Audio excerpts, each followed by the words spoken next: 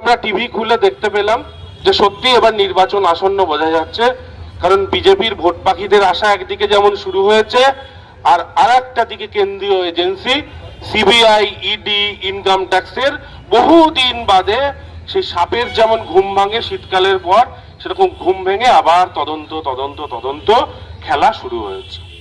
তো খেলা যখন ওরা শুরু করেছে, গণতান্ত্রিক পদ্ধতিতে প্রতি বছরকার মতন লাস্ট গোলটা মমতা ব্যানার্জি এবং অভিষেক বন্দ্যোপাধ্যায় আবার দেবে, এটা আমাদের বিশ্বাস।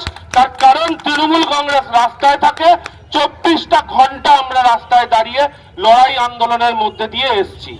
হাজার হাজার কোটি টাকা মাথার উপর ঋণ একদিকে, আর আরেকটা দিকে আমরা দেখতে পাই বাংলা আবাসের টাকা বন্ধ, প্রধানমন্ত্রীর রাস্তার টাকা বন্ধ, পিএইচই অফিসে যান কন্ট্রাক্টররা খেতে পায় না, জলের পয়সা বন্ধ, সব পয়সা বন্ধ।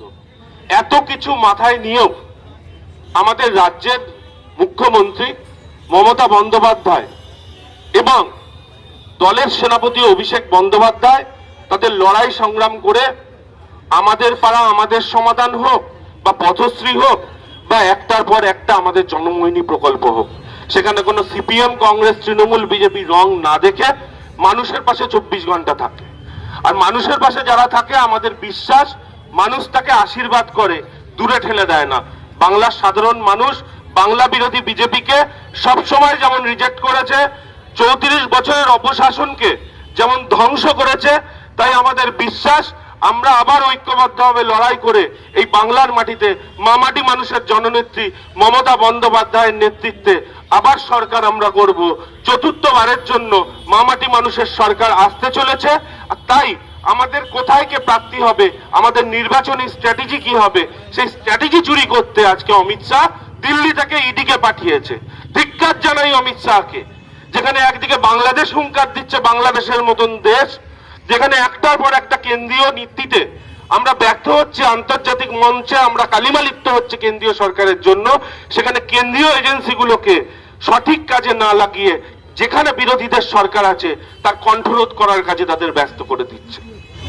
ধিক্কার জানাই কেন্দ্রীয় সরকারকে, যেখানে গোটা দেশের আজকে বকেয়া টাকা যেখানে বিরোধী সরকার আছে সেখানে বন্ধ করে দিচ্ছে। সাম্প্রদায়িক উস্কানির মাধ্যমে গোটা দেশকে বিভক্ত করতে চাইছে। যারা এত বড় বড় কথা বাংলায় এসে বলছে, রবীন্দ্রনাথের নামটা তারা ঠিক করে জানে না, তাদের মন্ত্রীরা বলছে রামমোহন রায় হচ্ছে ব্রিটিশের দালাল।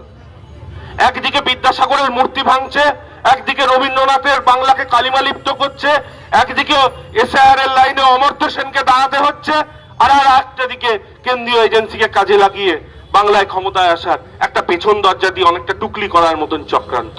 কিন্তু ওরা ভুলে গেছে যে আমরা তৃণমূল কংগ্রেস, আমরা লড়াই সংগ্রাম আন্দোলনের মধ্যে দিয়ে এগিয়ে চলেছি, এবং আগামী দিনেও প্রয়োজন পড়লে নিজেরা রক্ত দিয়ে হোক, নিজেরা বসে হোক, আন্দোলন করে হোক, মমতা বন্দ্যোপাধ্যায়ের হাতকে শক্তিশালী করতে আমরা আমাদের যতটুকু সাধ্য সামর্থ্য, একদিকে উন্নয়ন, একদিকে আমাদের কর্মীরা আমরা ঐক্যবদ্ধ,